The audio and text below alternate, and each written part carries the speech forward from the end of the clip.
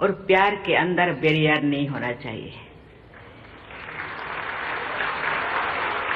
इसलिए मैं हिंदी में बोलूंगी। प्यार का भाषा समझना चाहिए। राज्य सरकार द्वारा आयोजित इस नागरिक अभिनंदन समारोह में मंच पे विराजमान आंध्र प्रदेश के राज्यपाल श्री विश्वभूषण हरिचंदन जी, आंध्र प्रदेश के मुख्यमंत्री यशस्वी मुख्यमंत्री श्री YS जगन मोहन रेड्डी जी, केंद्रीय संस्कृति पर्यटन और उत्तर पूर्वी विकास मंत्री श्री जी किशन रेड्डी जी, आंध्र प्रदेश के उच्च न्यायालय के मुख्य न्यायाधीश श्री जस्टिस प्रशांत कुमार मिश्रा जी, उपस्थित जनप्रतिनिधिगण, गणमान्य अतिथियों, आंतरिक नमस्कारम। मैं अभिमानी धन्यवाद। राष्ट्रपति के रूप में आंध्र प्रदेश की अपनी पहली यात्रा के दौरान आपके आमंत्रण और स्नेहपूर्ण अतिथि सत्कार के लिए आंध्र प्रदेश के राज्यपाल श्री विश्वभूषण हरिचंदन जी, मुख्यमंत्री श्री YS जगन मोहन रेड्डी जी और आंध्र प्रदेश के लगभग 5 करोड़ निवासियों को मैं बहुत बहुत धन्यवाद देती हूँ। तिरुमला तिरुपति से सभी देशवासियों को आशीर्वाद देने वाले भगवान श्री वेंकटेश्वर बालाजी की पवित्र धरती पर आने को मैं अपना परम सौभाग्य मानती हूँ। काल मैं तिरुपति मंदिर में श्री बालाजी से सभी देशवासियों के कल्याण हेतु प्रार्थना करूंगी और मुझे विश्वास है कि भगवान मेरी प्रार्थना अवश्य स्वीकार करेंगे। विजयवाड़ा के इस क्षेत्र को देवी कनक दुर्गा का विशेष आशीर्वाद प्राप्त है। गोदावरी, कृष्णा, पेन्नर, वंशधरा और नागावली जैसे नदियों ने आंध्र की धरती को सिंचित किया है और यहाँ की समृद्ध परंपराओं को प्राण शक्ति प्रदान की है। हम सभी देशवासियों को अपनी नदी माताओं की स्वच्छता और संरक्षण के लिए सदैव तत्पर रहना चाहिए। महान बौद्धिक दार्शनिक नागार्जुन के नाम पर नागार्जुन सागर परियोजना का विकास प्रगति के विरासत से जुड़े रखने का बहुत अच्छा उदाहरण है। नागार्जुन कोंडा और अमरावती में भारत को आध्यात्मिक विविधता का परिचय तो मिलता ही है, साथ ही हमारा देश की श्रेष्ठ कला परंपरा का दर्शन भी होता है। विजयवाड़ा के निकट ही स्थित कुचिपुड़ी गांव से भारत की एक महान नृत्य कला विकसित हुई और इस गांव का नाम हमारी सांस्कृतिक परंपरा में सदा के लिए अंकित हो गया। तेलुगु भाषा और साहित्य की समृद्ध परंपरा से सभी देशवासी परिचित हैं। देश भाषा लंदु तेलुगु लेसा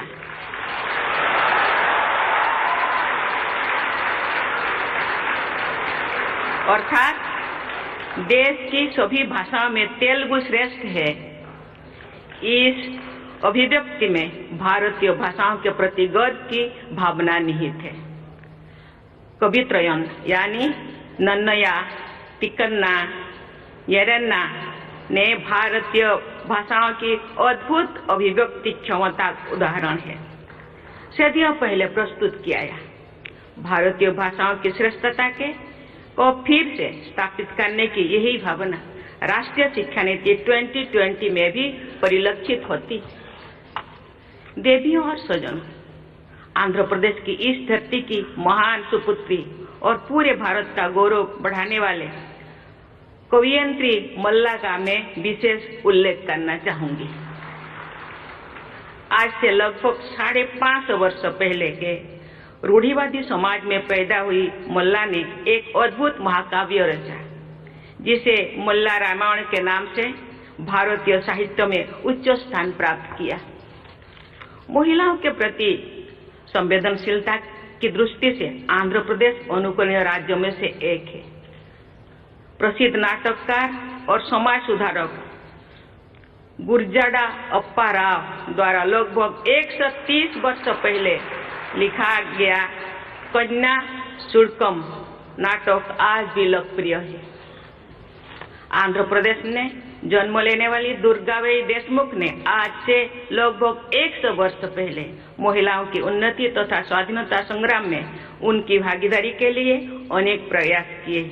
उन्होंने आंध्र महिला सभा की स्थापना की तथा समाज कल्याण के बहुत से कार्य किए।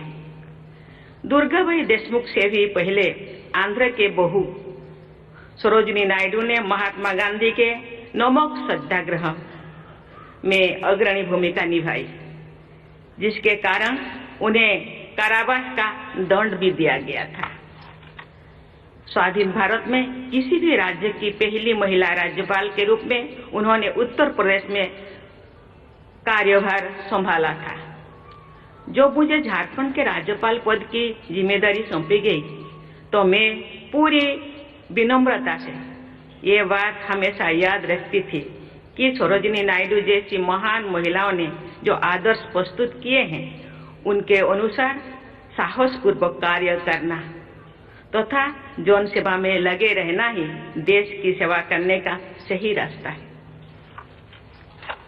महिला सशक्तिकरण तथा राष्ट्र निर्माण के संदर्भ में अपनी पैतृक भूमि आंध्र के निवासियों के प्रगतिशील और उदार दृष्टिकोण को व्यक्त करते हुए भारत के दूसरे राष्ट्रपति भारत रत्न से सम्मानित डॉक्टर सर्वपल्ली राधाकृष्णन की कुछ पंक्तियां को मैं आपके सामने प्रस्तुत करना चाहूंगी।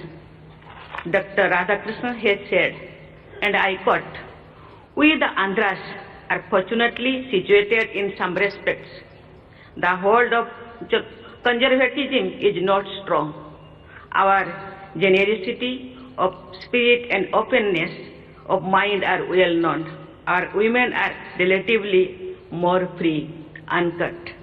डॉक्टर राधाकृष्णन के अलावा आंध्र प्रदेश से जुड़ी भारत रत्न से सम्मानित पूर्व राष्ट्रपति श्री वी गिरी तथा पूर्व राष्ट्रपति श्री नीलम संजीव रेड्डी को याद करके मैं विनम्रता से भर जाती हूँ।